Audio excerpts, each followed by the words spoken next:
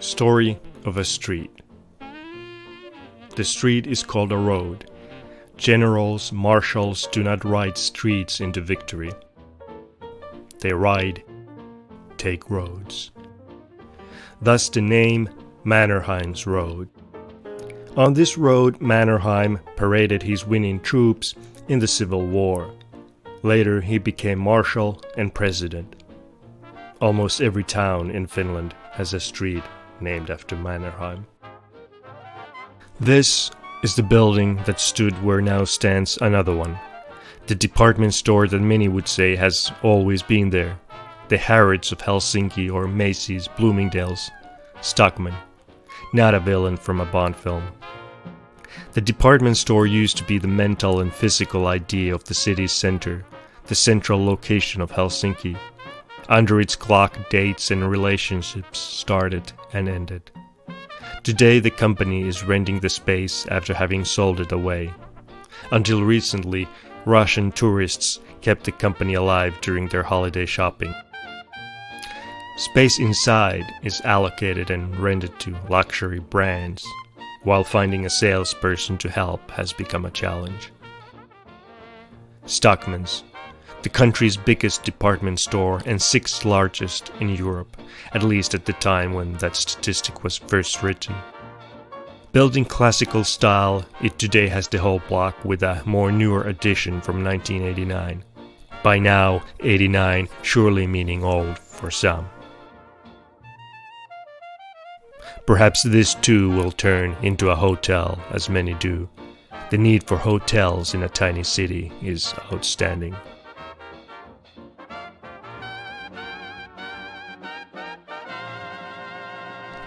The statue of the three Smiths was damaged in a bombing during the Second World War.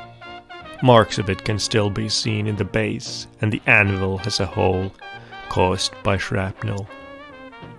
A heating system underneath the street keeps the area free from snow and ice, even in the temperatures of -10 degrees Celsius.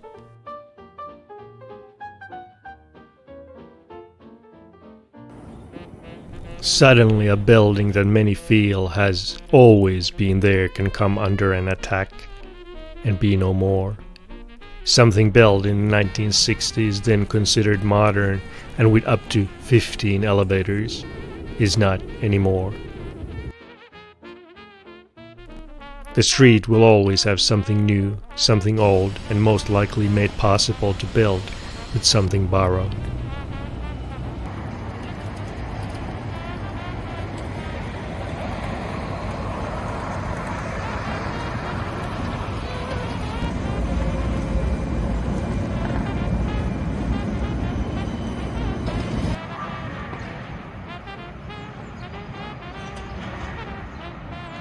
The white round building is the Swedish theater that presents plays in Swedish, for Finns and others who have Swedish as their first language. The way the theater looks now dates back to the 1930s, but the building has gone through various looks since 1860.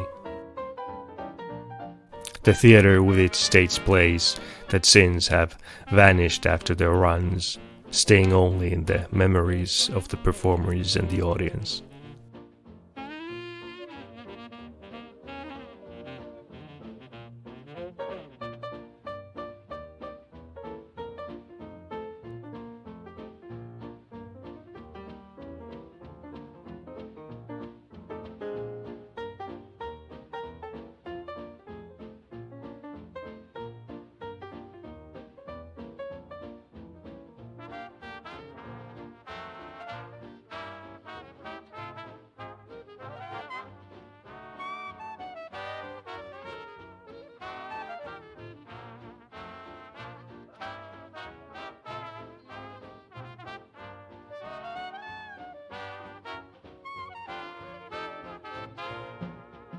Nation. A nation, country that finds itself with a constant duality, 2 languages or 3, depending on whether the Russians are around. Today, efforts to express everything, also in English.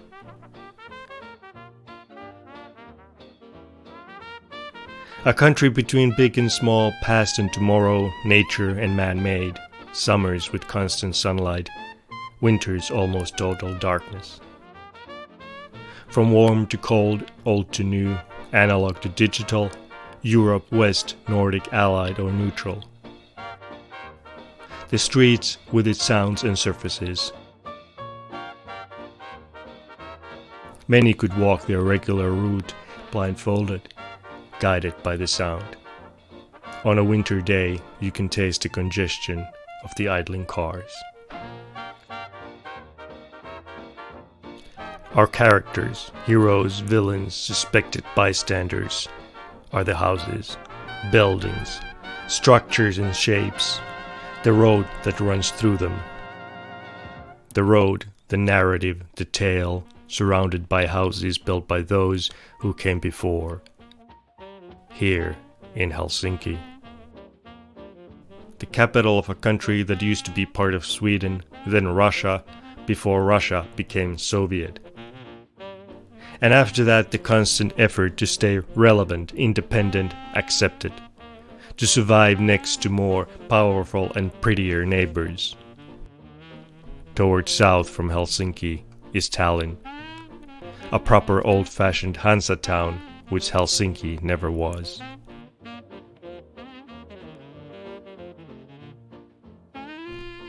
This street, although long, is not wide enough to gain a mention among the more famous boulevards of Europe. Parades and demonstrations held on it are hardly of interest to those who walk the more famous cousins. The boulevards of Paris, Berlin, the paths of a genuine empire in London. Perhaps this street gets a historical footnote somewhere.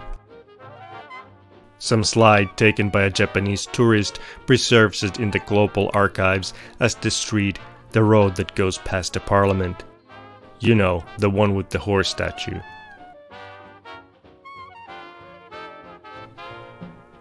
People come and go, but the buildings last, at least some of them. Their presence creates the look and character of the city. The street as a museum. This street, this road, has had many names.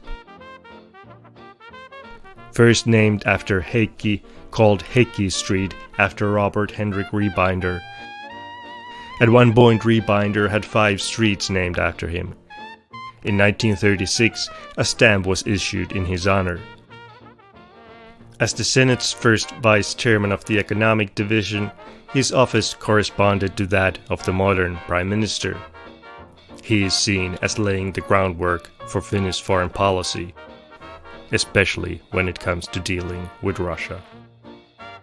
He suggested that the border, at the time close to St. Petersburg, should be moved further away from the city. The Tsar felt that the closer the border, the more likely Finland remains part of the Russian Empire. As then, so later, the closeness to St. Petersburg will constantly play a part in the nation's history. Rebinder travels to St. Petersburg with Carl Erik Mannerheim.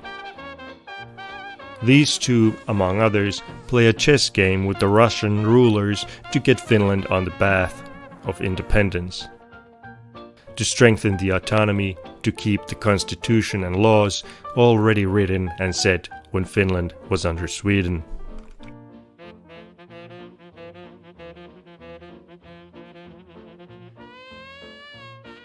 Carl Erik is the first Mannerheim to have moved to Finland. He is the ancestor of Carl Gustav, the one the street is now named after. The family will find its roots in Sweden, careers in the Russian Empire, lives and wars, patriotism in Finland. In 1942, when Mannerheim turned 75, the nation named the street after him in his honor. He was at the front. Hitler dropped by to visit, much to Mannerheim's annoyance.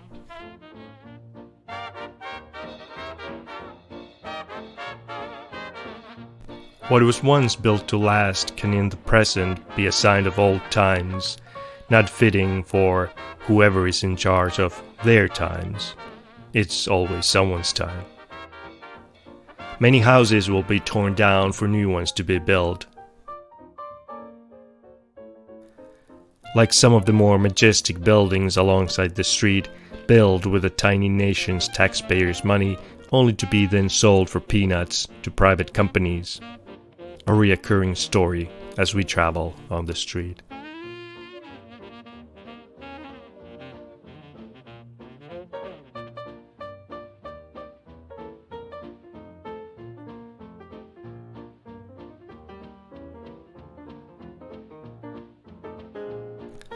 When all these buildings were built, did people dream too big? Did they think a tiny nation will become bigger, or did they just believe in the future? That there will be more children, that the country is worth having children in. Thus, they were building for the future. And then, ideas and realities changed. Wars followed. Can a street be a library? The buildings next to it, the books that people borrow.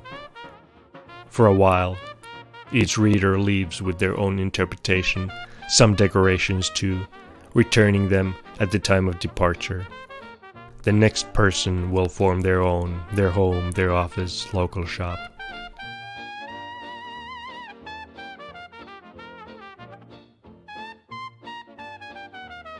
It is possible to live alone in Helsinki, at least with the illusion of being completely alone. The average person living here has become used to lots of space, whether outside or when visiting a shop. The street always belongs to the one who is walking or driving.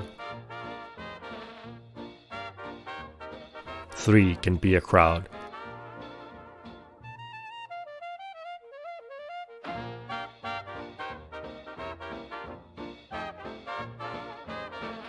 $12,400 cars at the start and 43,900 cars, vehicles at the end of the road. Are people from the middle driving only away? Or people arriving not driving all the way? In the very center of the city, it is estimated 50,000 people are on the move every day.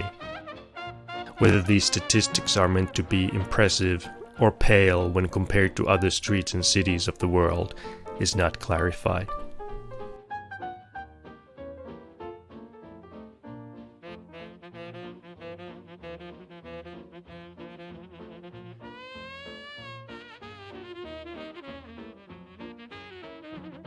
In the 1980s, a shopping center boom hits Finland.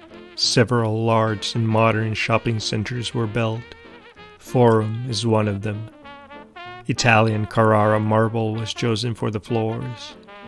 Nordic Shopping Center Association named Forum the best shopping center in the Nordics in 2017.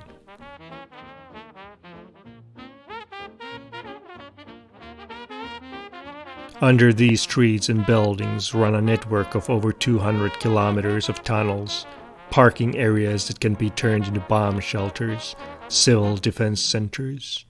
An underground city that during peacetime offers a chance for sports and other activities. There are 5,500 civil defense shelters with approximately 900,000 places, sufficient enough to cover the need for shelter not only of residents but also people who are just visiting. The street will be under renovations for a few years. The city estimates that it is the biggest, most demanding and most difficult construction site in the history of Helsinki. Municipal engineering, such as electrical cables and water and sewage pipes, some which date back to the early 20th century, will be renewed under the street. Tramways and tram stops will be renovated for future light rail vehicles. The streets of Helsinki, it seems, are always undergoing renovations, improvements, and constant transformations. Sometimes the oldest water pipes manage to withstand the harsh winters much better than the newer ones.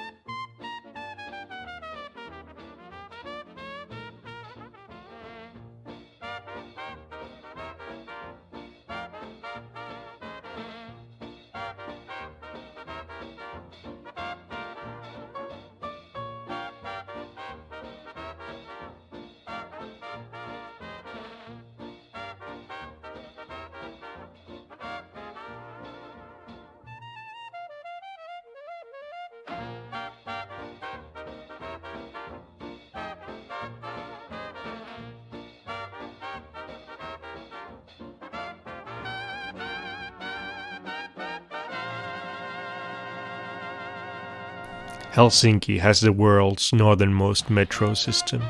The city started planning it in 1955. It opened to the public in 1982. Today it has 2 lines serving 30 stations. Many of the stations underground were designed to also serve as bomb shelters. When the trains depart in the tunnels, Finns turn to look at the passing scenery.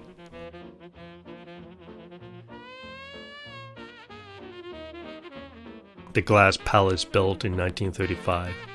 A building ready for its close-up, a setting for an Agatha Christie crime thriller, or a place for Jeeves and Wooster to visit. Before it, a garrison destroyed in the Civil War stood here.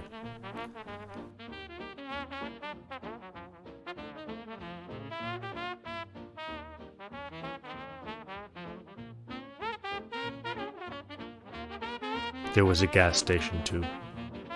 Then, in the palace, cinema, restaurants, now a museum that extends underground.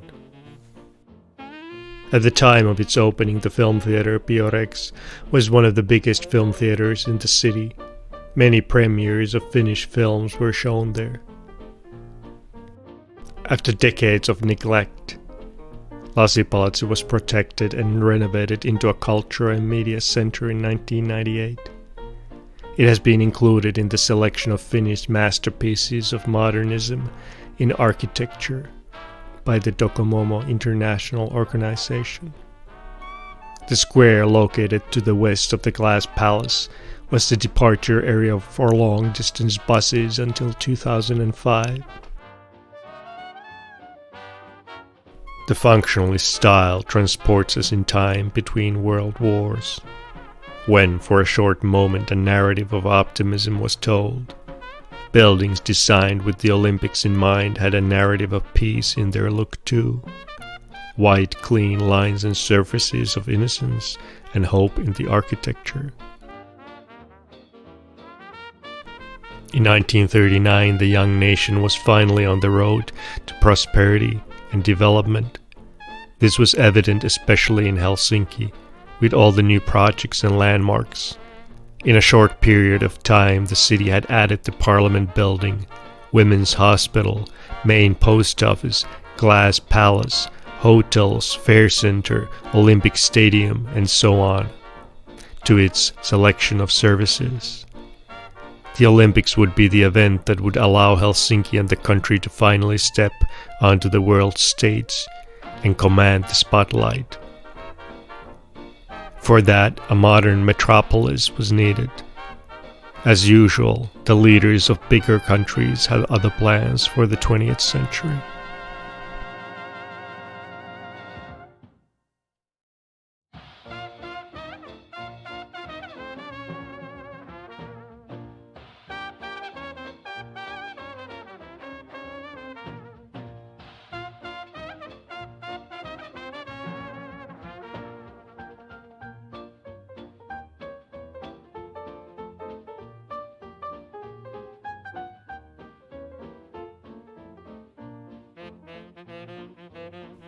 The start of all wisdom is acknowledging the facts. The epitaph on the pedestal of the memorial for President Paasikivi. The memorial was the first abstract memorial in honor of a Finnish chief of state. It caused intense controversy at the time, although people started saying the statue is actually the president and his wife, side by side. The official name under which the proposal was submitted was East and West.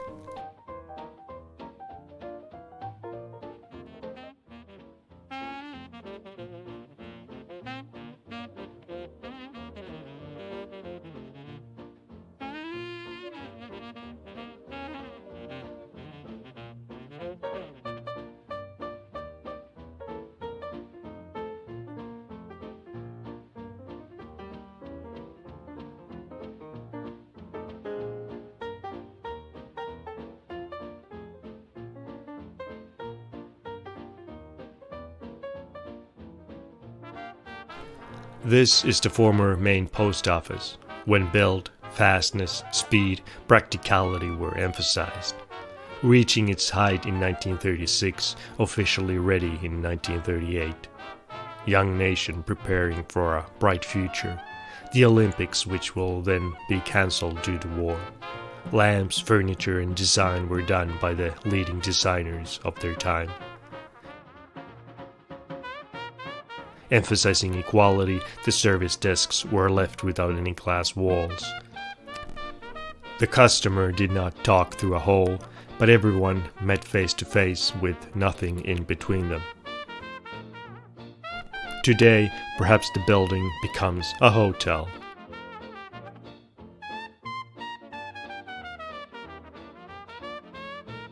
On the other side, a small post office was kept, until it was closed and then 1 year later opened again as someone realized that having an actual post office in the basement of the original massive post building in the very center of the city might actually indeed make sense.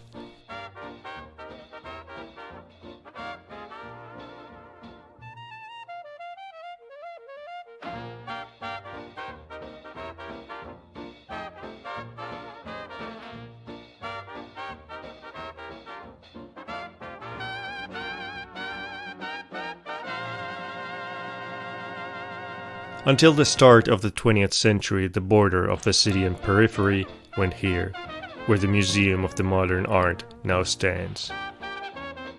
Only then did the city for the first time start to spread further with scattered villas and other wooden buildings. Mannerheim's statue stands in the place where he as a general was welcomed to the city as a leader of the troops in the Civil War. Inside the statue is a box with microfilms, the names of everyone who donated.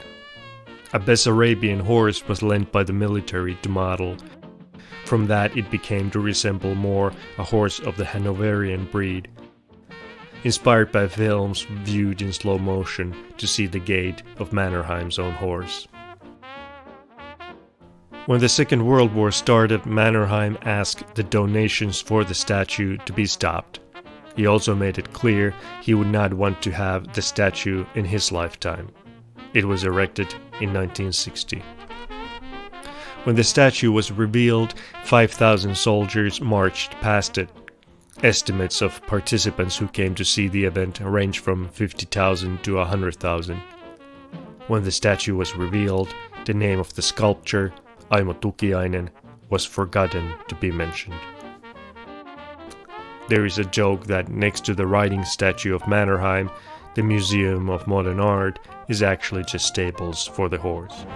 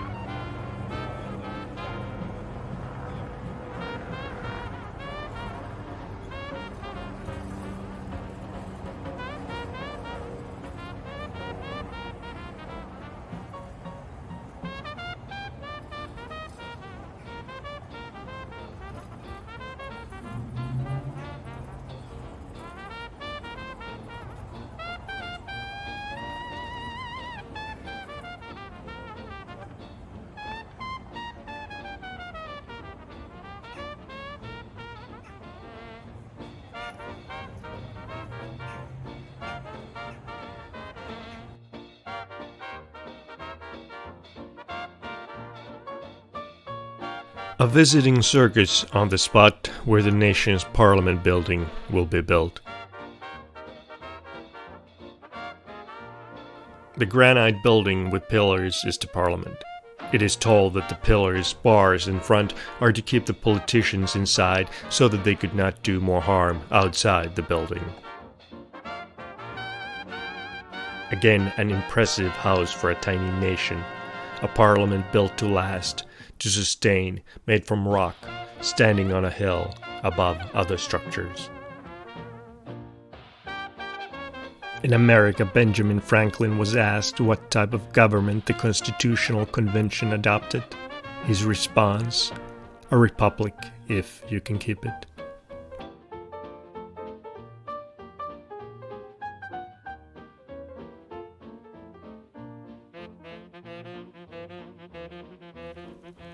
Sovereign power in Finland shall belong to the people, represented by parliament convened in session. The territory of the state of Finland shall be indivisible. Its boundaries may not be altered except by parliamentary consent. Everyone shall have the right to primary education free of charge. All persons shall be equal before the law, according to the Constitution Act of Finland. The ever-increasing bureaucracy has required the parliament building to be expanded a few times. The latest building next to it is the annex built in 2004, housing offices for about 100 MPs.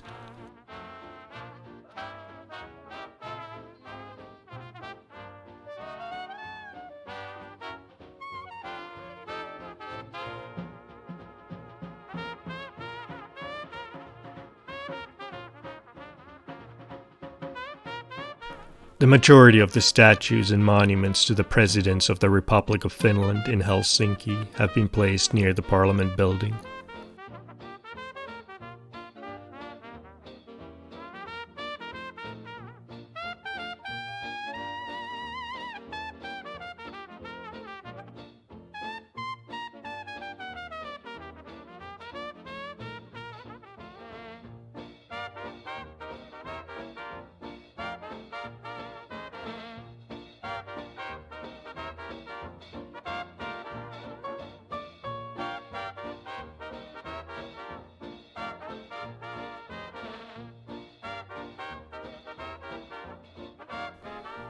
A sports event is taking place. Swastikas over Mannerheim Street. A bit later, one of the contestants starts a war. And the Olympics the nation has been eagerly waiting to hold will be postponed to the 50s.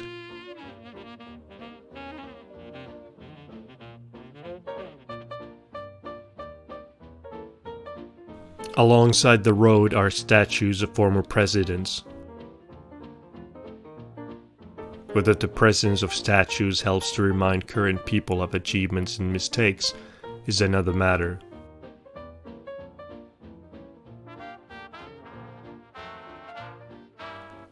Many just pass them on their way to work and on their way back home.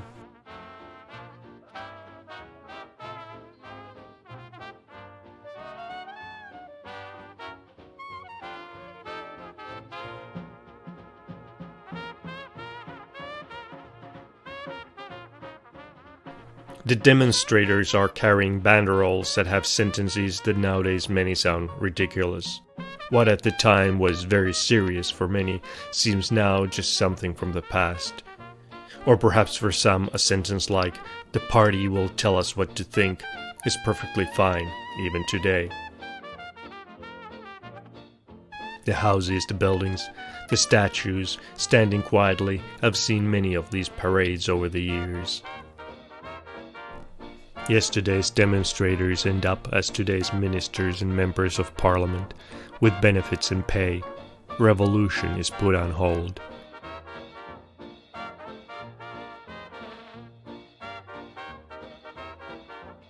The path of a tiny nation forms from empires collapsing.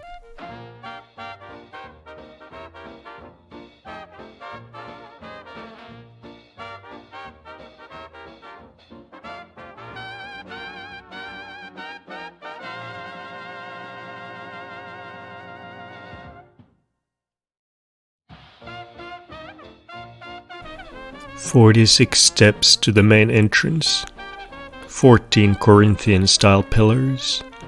Presidents come and go, as do members of parliament, but so far the republic has stayed and been kept.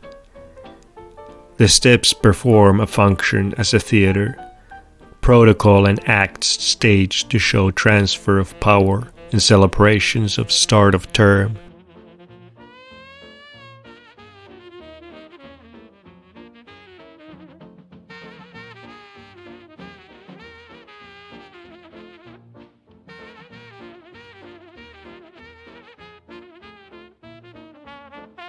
Visits from the counties, demonstrations, foreign dignitaries. While all the time the street keeps running along like a river past it.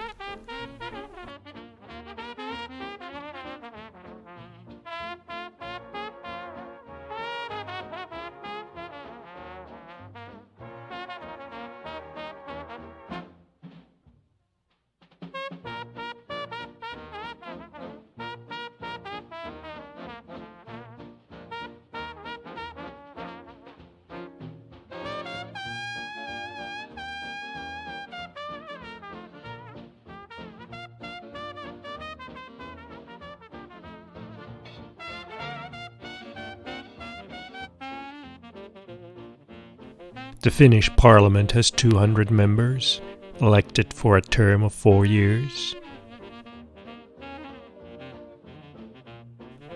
They belong to parliamentary groups, and for the purposes of elections, the country has been divided into 13 electoral districts.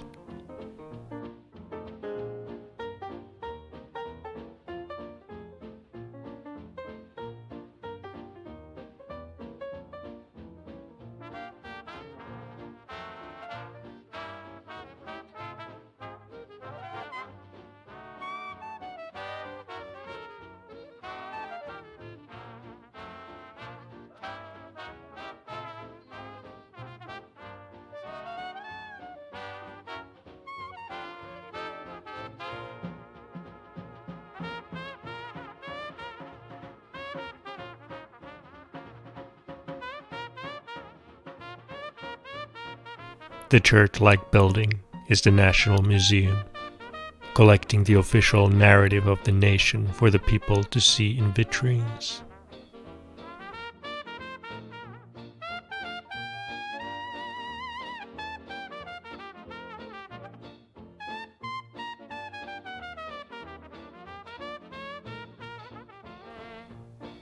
A red star was hoisted up on the tower of the National Museum when Hollywood film was using Helsinki as Moscow. Having a red star over a national museum did not go down well with the locals.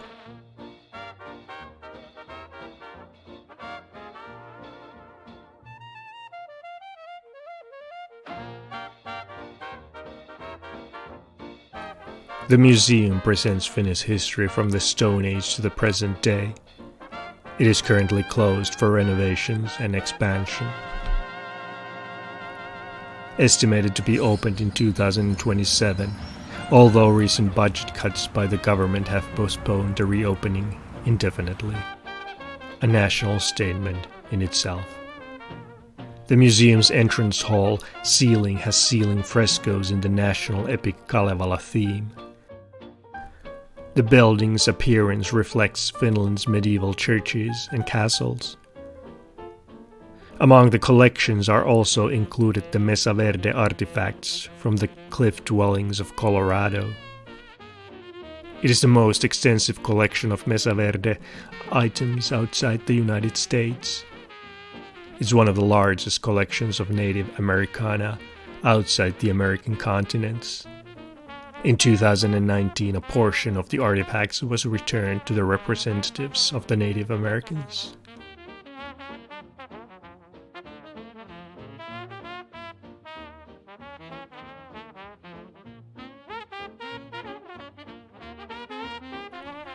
The wooden houses opposite the parliament have sometimes been called stables for the Russian Tsar's horses, as in 1915 horses of the army were kept there before being transported away.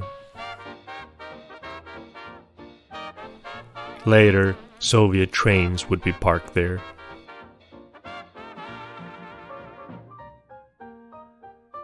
During Cold War, right next to a Nordic parliament, Russian trains, a ticket to Siberia made available on request.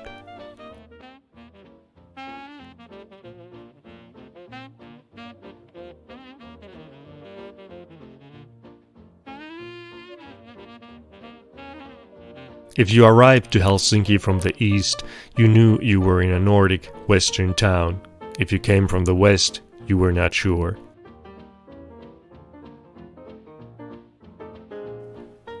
Today all these buildings are gone.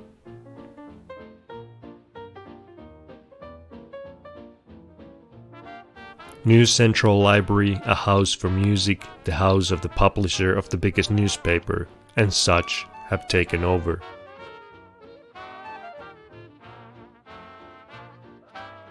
Public and private palaces with events that many of those whose public money was used to build them cannot afford to go and buy a ticket to any of them.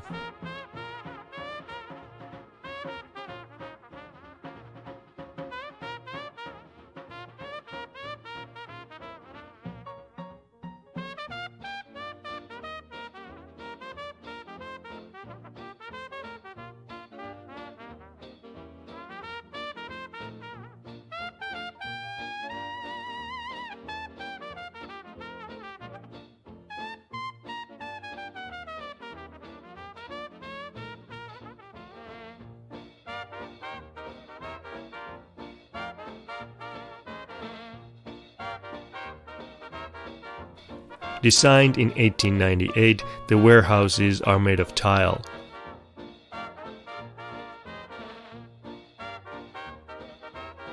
Perhaps to make them look grander, perhaps due to potential fire hazards.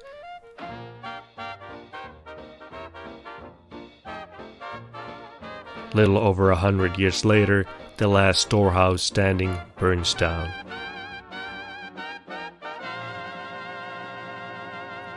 Some say cigarette, others fireworks or electrical equipment is the cause.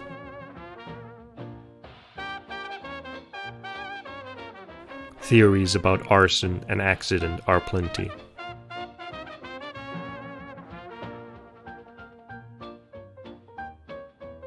Over 630,000 tiles were brought into the city to make the warehouses possible. Over years, plenty of renovations and changes are made to the buildings.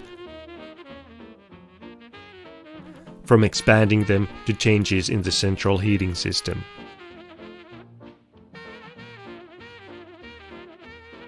When demolished, over 10,000 tiles are sold to people. 1,000 tiles in 1 hour. The money from the sales is meant to be going to a charity. By the time 4,000 tiles had been sold, it becomes known some of the tiles contain creosote. The company promises to take the tiles back and return the money. A new central library is built, becoming the place for many to visit and others to be seen in. Perhaps something Mitterrand would have commissioned in Paris in the 80s. For about 100 years, this is Finland's most important rail yard, a place where goods arrived and departed. Then it turns into a square with glass palaces. The architecture of the past was not to be preserved.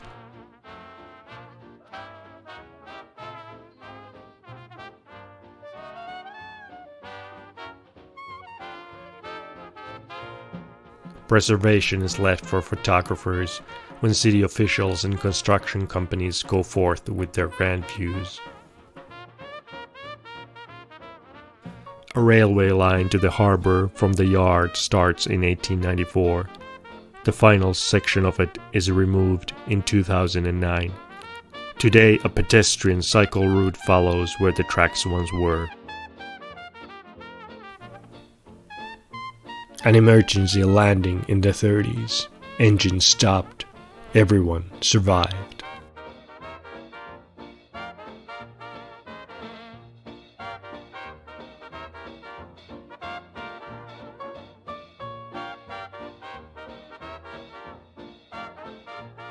In 1988, the railway company moves their rail yard to another location. The warehouses are rented away. Before the municipal elections in the year 2000, over 7,000 voters form a line circling the buildings, demanding they be renovated and kept. In 2002, a decision to tear them down is made. 6 years later, in 2006, just 3 days before the start of the demolitions, a fire breaks loose.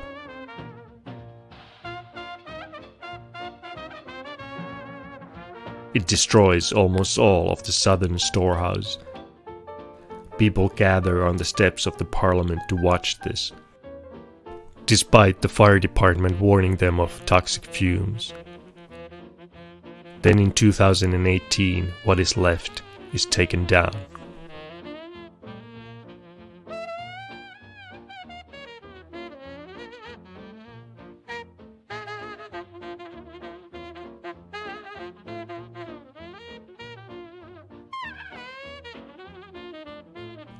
In the 1990s, when Finland hits one of the worst depressions of its history, the storages become flea markets. The reality of current state of the nation right in front of the parliament. The flea market is known as Marshall's Market, as it takes place next to the former president's statue.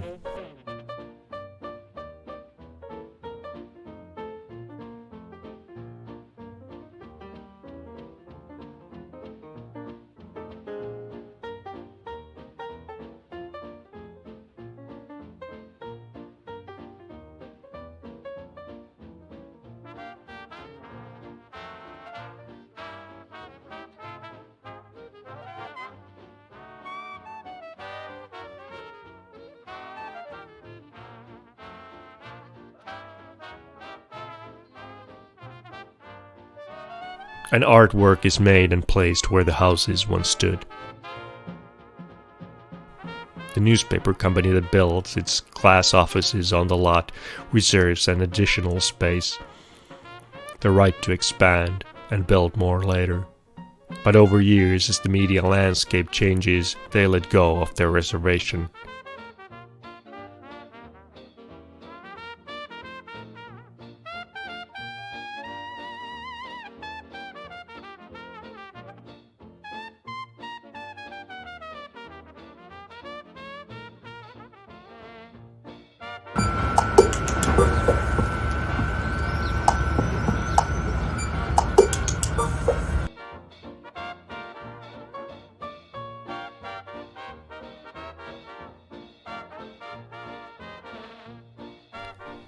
Across the street from the National Museum is the Finlandia Hall.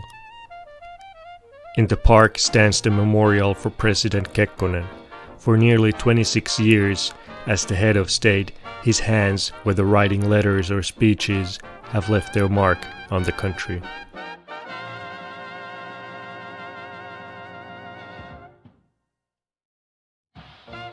The Finlandia Hall offering a stage for one of his biggest efforts.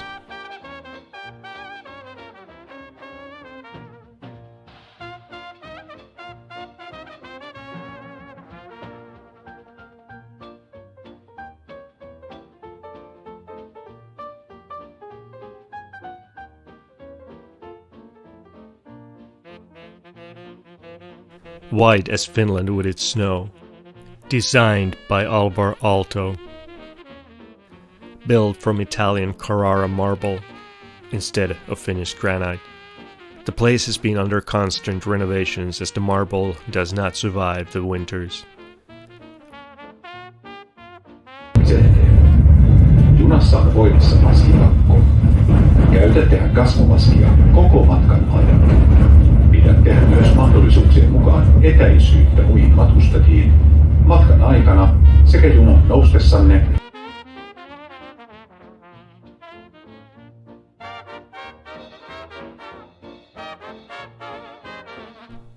In 1975, signing of the Helsinki Final Act, better known as the Helsinki Accords, takes place in the Finlandia Hall, an effort to find clarity in the fog of the Cold War, a step toward reducing Cold War tensions.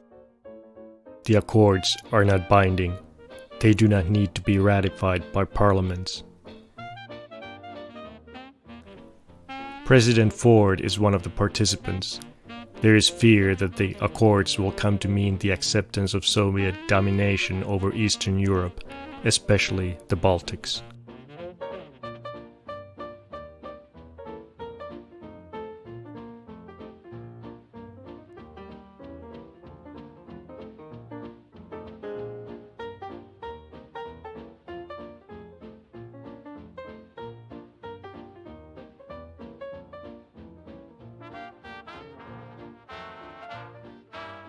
Once again, it's under renovation. This time, other marble, the kind that should be able to survive the winter, will finally be used.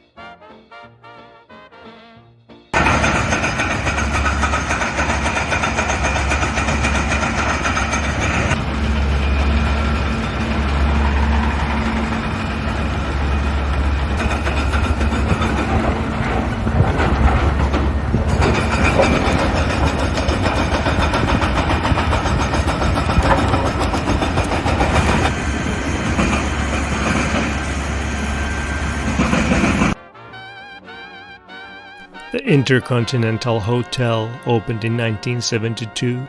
The project was supported by the Finnish airline Finnair. The hotel chain was owned by Pan Am. For a long time, the hotel was the largest in Finland and the Nordic countries. The hotel also housed a Finnair office and an airport bus terminal. In the late 18th century, the site had a military hospital. Back then, it was considered to be clearly outside of the city. Later, Russians turned it into barracks and an area for artillery. After Finland gained independence, the city used the area for the sanitation department. In the 1960s, Finnair opened new scheduled flight connections to North America. With it came a desire to have an international luxury hotel in Helsinki. Foundation work for the hotel started 6 months before the building permit was even issued. There were talks to build one in Leningrad too. A young boy used to sneak into the hotel to hunt autographs from visiting world-famous rock stars. Later, he'd start to call himself Michael Monroe and become the lead vocalist of a band called Hanoi Rocks. Songs and sports can form a narrative for a nation. Athletes become warriors of peacetime battles. Artist ambassadors that can cross borders when politicians disagree. The venues where events take place can become statements, showing commitment to national health or cultural narratives.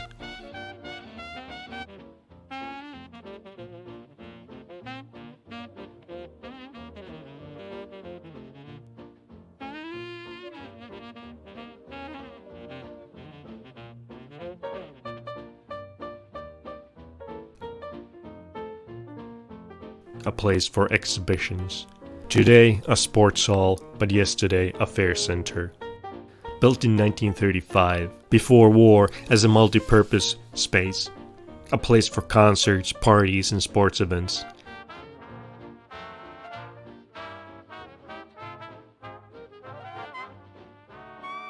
From 1975 onwards, the building has been used for sports.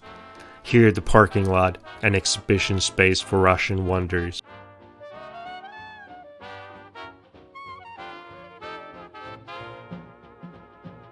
During Independence Day celebrations, a military parade was often held here. The generals stood on the asphalt and not on top of the toilets. There was no need for a mini Nuremberg.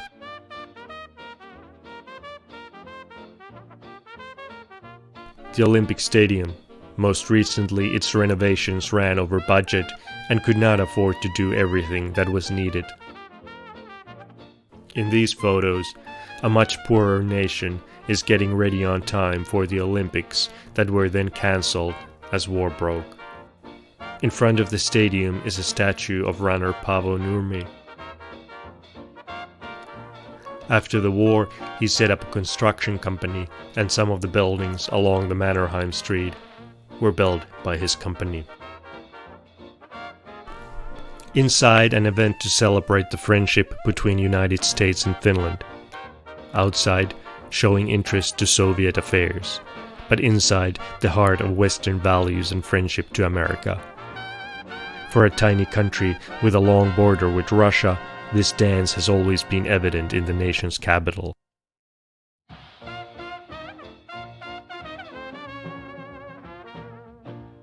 Over 300 different vehicles, from trucks to tractors, clear and clean the streets during winter. Thousands of truckloads of snow driven away. Every year the tabloids tell that snow has surprised car owners. Dust levels rise high almost every spring. To combat the dust, winter sanding is removed from roadways, cycle paths and sidewalks. The streets are washed. A cycle of Nordic life.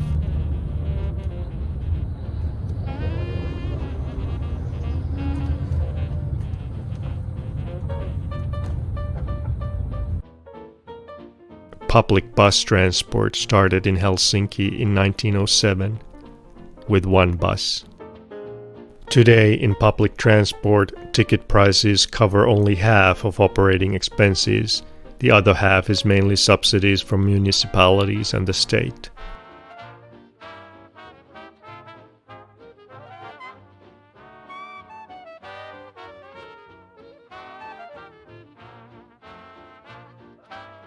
Another border of the city in another time of history was here, before the area became part of Helsinki.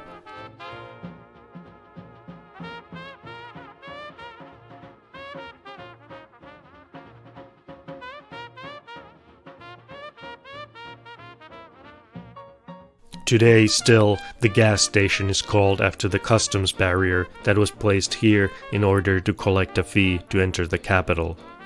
Perhaps leaving was free, but came with other kinds of costs. Today, the station is one of the few service stations left, as automation and coal stations take over.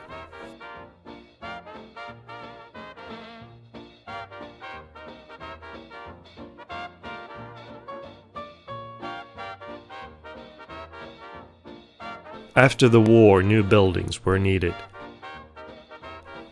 On both sides of the street, in 1949 to 1952, new 8-storied homes were built.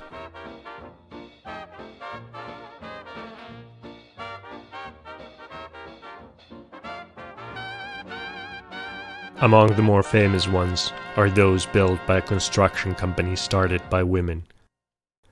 Nowhere else in the world were the refugees from war-torn areas guided and placed into new areas as fast as in Finland. 11% of the nation needed new homes, as people were evacuated from areas the Soviet Union took.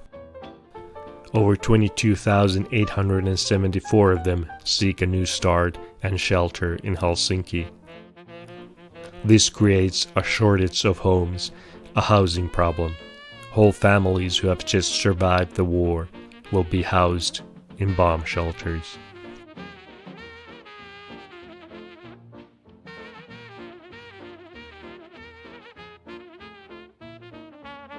Among the houses built after the war is the women's house. It was the first collective house and meant for former members of the Women's Voluntary Civil Defense Organization. From the very start, there is also a restaurant in the building. The restaurant is named White Lady. White, not red, not communist. It was the first quality restaurant in Helsinki that allowed women to enter without having to have a man with them. The building had small apartments with small kitchens, but also with a big central kitchen, daycare, sauna, swimming pool, and so on. Later, many of these were privatized and start to offer services also for people not living in the building.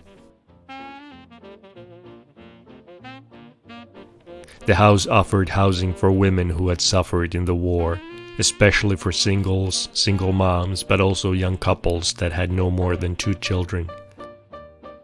Commissioned by their new association, formed after the earlier one was required to shut down as demanded by the Russians in the peace treaty. Apparently, civil defense women can be dangerous. Russians considered their activity fascist.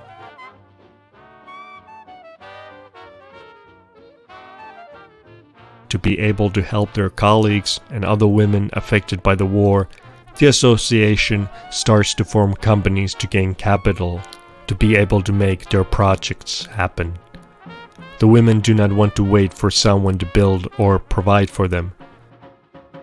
If something is needed, they form a company for the very purpose and start running the business.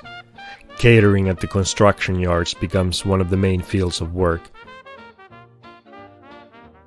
The women who fed the men at the front are still cooking for them, as the same men rebuilt the city, the country.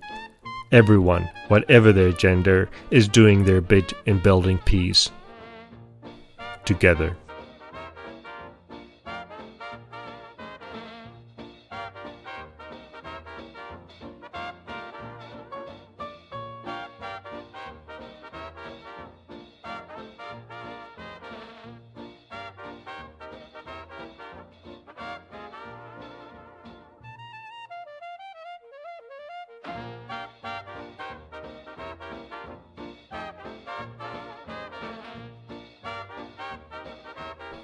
The former military hospital.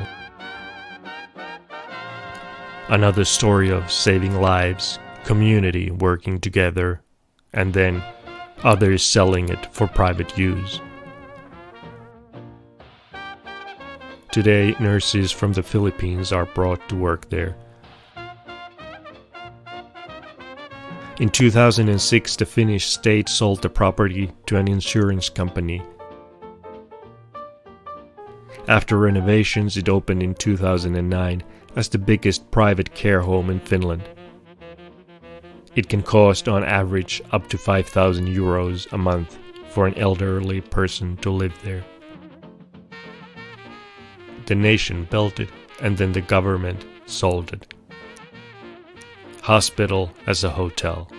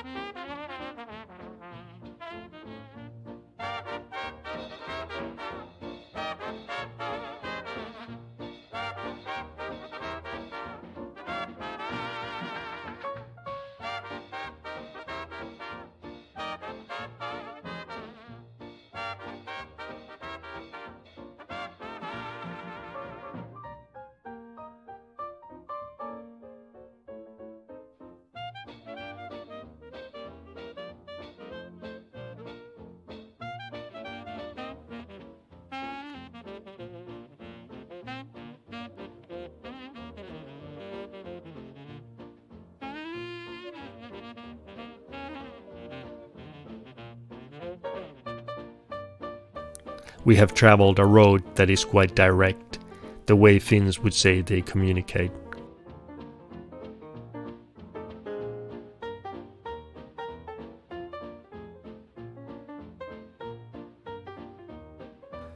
We're getting closer to what is considered the end of this road, or the start of the road.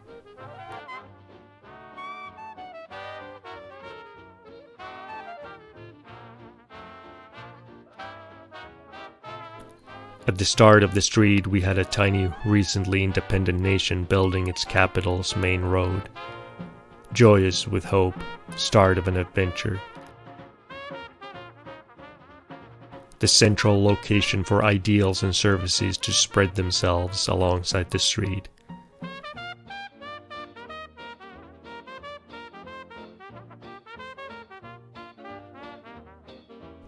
The length of the road is 5.5 kilometers in a nation of 5.6 million people.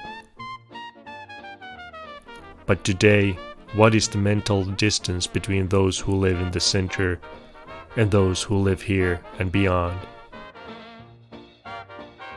A gas station chain connected to Russia on the nation's main boulevard.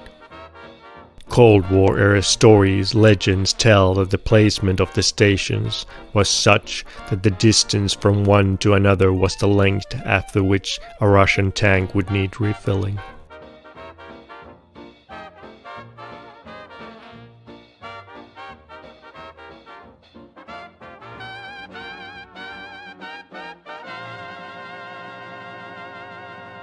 The first recorded event concerning this area is related to King Gustav Vasa's visit to Finland in 1555.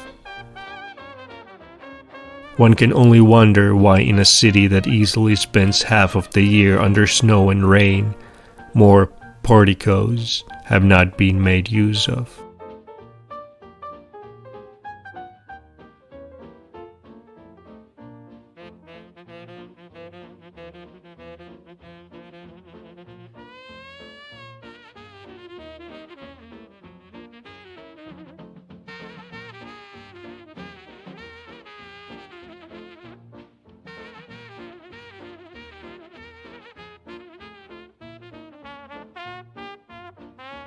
Next to the bus and tram depot is Helsinki's first allotment garden, founded in 1918.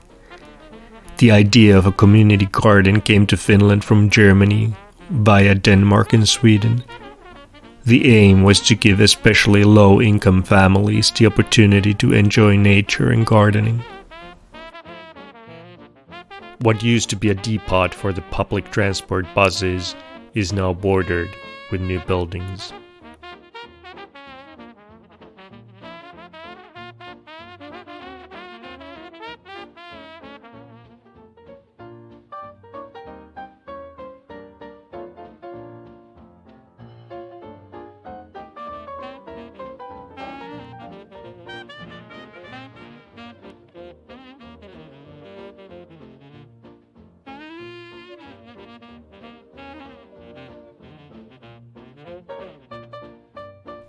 Today, alongside with buses, the depot can house up to 80 trams, having recently been renovated again. The surfaces of the office buildings carry only signs and names of companies. Facades and walls of buildings no longer contribute to narratives of national ideas with sculptures and artworks.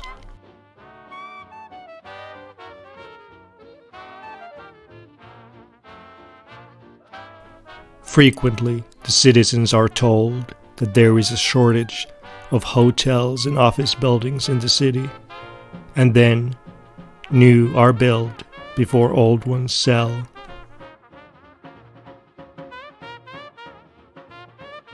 Office buildings welcome the traveler to the capital, the city of Helsinki being one of the biggest employers in the whole country. 40% of the city consists of green or recreational areas. The share of forests is approximately 20%.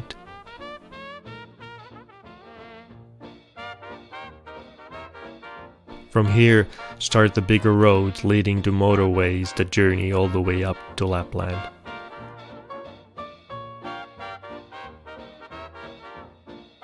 In the Finnish version of the board game Monopoly, Mannerheim's Road is the second most expensive property to buy.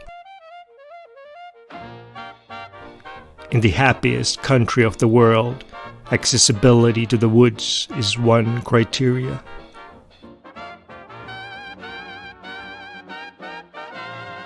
"150 meters is considered a good walking distance for local parks. For larger forests, 300 meters.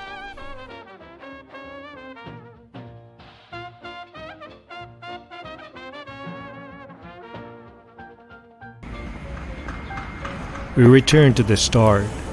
This new building is starting to take its shape. How long, once ready, will it be allowed to remain? Time will tell.